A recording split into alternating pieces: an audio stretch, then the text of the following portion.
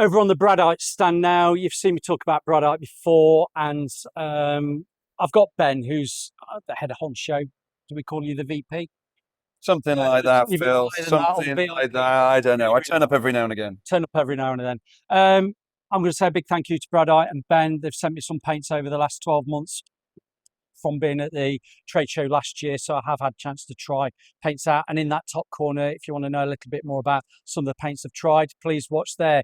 One of the paints that is a bit of an unsung hero that's really come to the forefront for particularly Beckwith decorators is the one can. And I know some people are a little bit apprehensive about using a paint that does everything, but as a firm, and when you need to use paint that does everything in one, Bradite one can has actually saved the day for us as Beckwith decorators. But I'm going to let Ben just tell us a little bit more. They've got a new colour card range out that's covering a lot of colours that people are very much interested in, and he can talk us all the way through it. So we do 1, 2, 3. There we go. It's tracked you. Thank you, Ben. Thanks for talking to me again, and tell us what you've got. All right, afternoon, Phil. Well, thank you for having me on. So we've had one can out for a couple of years now, and really it's a challenger for your BDECs and for your Zinzers. We're trying to go back to that time when one can truly was able to do quite a lot and just be really helpful, be that kind of can in the back of the car, in the back of the van that did a lot. So it's a primer top coat in one. So it'll stick to melamine and plastic and glass, but it'll also do your plasters and your woods. I've got it on my exterior UPVC at home. So it's tough. It's got a class 1 for scrubbability. It's always had a level of stain resistance, not your heavy knots, but it'll do water-based stains, rust stains. It'll do resinous, resinous exudation on soft and hard woods. So it does quite good there. This year we've upgraded it. So we've put an anti-mold in it, hence you can see the whacker mold that we're having fun here with over here. Let's have we can have a bit of a bang. Yeah, absolutely right. You can do this. There you go. Whack those molds. It reminds me of being at Mablethorpe 40 odd years ago. Exactly. That's what we were hoping to bring back.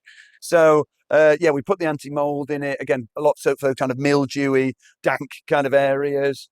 We've got it fire certificated, so it's not fire retardant, but it's got that certification for decorators that might need it for local authority or corporation jobs or whatever it might be. It's tintable in about 5,000 colours, but in truth, also we realised, Phil, that last year, a choice of 5,000 isn't really any choice at all. No, right. So we took a little bit of the little green magic and we sprinkled it on Bradite. And so we just thought, if a customer wants to see, wants some off-whites, wants some taupes, wants some nice grey greens, they can, for their railings, their downpipes, their windows, or whatever it might be, we just do a slightly more curated collection. So you've still got the RAL, the BS, the NCS, those 4,000 or 5,000 colours, and we they're tinted at your Brewers's, your DDCs, online at Rawlins, amongst many other good independents. Anywhere that they've got a little green tinting machine, you can tint your Bradite one can. That's absolutely correct. Yeah. Anywhere that's got little green has got Bradite. So again, we thought we'd do a slightly more curated collection. Just our research told us that actually people do want a bit of help. Even on the PC side, they want a little bit of help with colour. So we're just trying to help nudge that a little bit along. Yeah, like we said, we did the anti-mold. We've done the fire certification, and we got Scrub Class 1 for it. So we're just giving it a little bit of a nudge. We love it. It's sprayable. It dries in about 40 minutes. Yeah, it's a real good, it's all in one can. What I've liked this year, and it was back end of the summer, I used your one can in a deep blue. Oh. I didn't film it, but there is some probably photos on social media, and it was on a garage door that had probably been a previously powder-coated plasticky finish. Oh, nice. The customer wanted a blue in an eggshell, and it was just fit for purpose. Super. The drying time, the turnaround time on the drying time is fantastic, because within an hour you could be recoating, and as a decorator, time is money. So I'm going to say thank you very much. What I would like to give feedback on is I'd like to see a bit more of a satin finish coming through, please. Well, so we talked to the big, the big customers ours, the Brewers and those guys, and they said, listen, they did a bit of research themselves. They looked at some of the others. Most of the other satins in the marketplace are like 30, 35%. The eggshell's sitting about 25%. And they said, well, listen, they said, we won't take both because they're so close. Oh. So I know, exactly. So we've got a choice. Probably what we'll end up doing here, Phil, is we'll probably end up nudging the eggshell, still calling it eggshell, but nudging it probably into the high 20s. Because in truth, I think satin has had a, in kind of the public consciousness, it's become a little bit more fashionable in the last few years, and we've seen people asking for it. But in truth, I think the eggshell's close. It's very close. So what we'll do is we'll probably just nudge it into that satin arena in all but name. Sounds good. I'll give feedback on things. Glosses, water-based glosses. I struggle with water-based glosses, and people obviously struggle with getting that sheen gloss level on water-based glosses.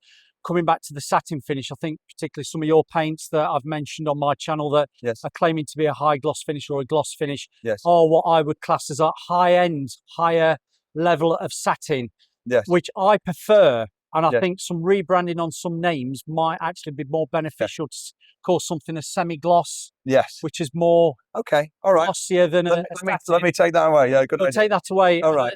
And I don't want Amy to think that I've been negative about the paints she sent me or you yourself.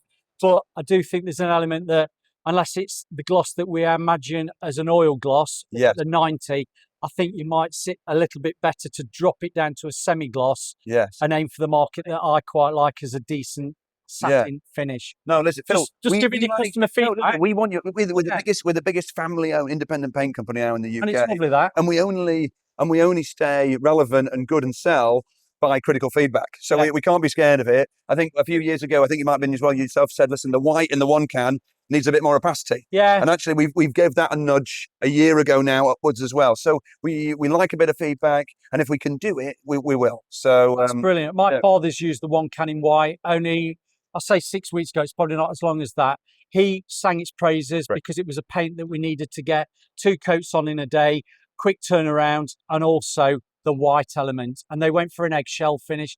They'd previously been gloss, and we obviously spoke to them and said, look, go for the eggshell. It's a very modern sort of finish. They were trying to sell the house, and hopefully, I'm going to say that the selling of the house has all come down to the staircase being painted in. There you go. But no, but no, great. I think you are a family-based business. Your father set up the business 30 years ago. 30. Do you want to elaborate on that a little bit? A little bit. Yeah, no, he's still in the business, still working 1 or 2 days a week. He originally set up Bradite, and so they were doing paints for wallpapers and paints and lighthouses and all of that. Back in 2001, we're getting the whack-a-mole in the background. I'd like to talk about your wallpaper, so let's let's keep going. I'll do my best on wallpaper. And while we're just passing the paint and paper library, actually, I do like the paint and paper library paint. Yes. Yeah. Well, the paint and paper library paint. So we used to, back in the day when we were smaller, we used to subcontract for a number of different brands, because when you're a manufacturing business, you've got to keep the lights on and pay for the overheads. Paint and paper library we used to make for David Oliver. He was a designer in central London who came up with a beautiful range of colours, and it's just a slightly different palette than the Little Greene. And so when he wanted to sell out and leave, he said, oh, would you be interested? And actually, very often, it's a smaller brand than Little Greene, but it's a slightly more conservative palette. It's slightly more refined. It's slightly more focused towards architects. And it's for customers that can't find something in the Little Greene, it's a nice compliment. The eggshell finish is a lovely finish. I'm going to, because people ask, where would you get this from? Where is this just online? No, Brewers and DDC as well have all got paint and paper library, and again, it's all on the same machines as Little Greene. So it's you can very nice paint. You can do both. Let's go to wallpaper. Yeah, do my best. If you want, my sister's normally the best on wallpapers, Phil. So we will. I'll do my best. In essence, in the last year, we brought a lot of designers in-house. So we used to sub out a lot of the designs of our wallpapers. But in the last year, we brought 2 new designers in-house at Little Greene, and we've been focusing. We've got a National Trust tie-in. Lovely. So we work very closely with the National Trust, and they give us access to their archives. So we can go through the wallpapers that are in their beautiful houses. But it also allows us, for example, to go to Beatrix Potter's house, which is owned by the National Trust, and have a look at some of the things up in the Lake District. Lake District, yes. Yeah, it is. And so we've got this beautiful flock, the play on, obviously this is flock, but it's also a flock of sheep. So there's a bit of a play on words there.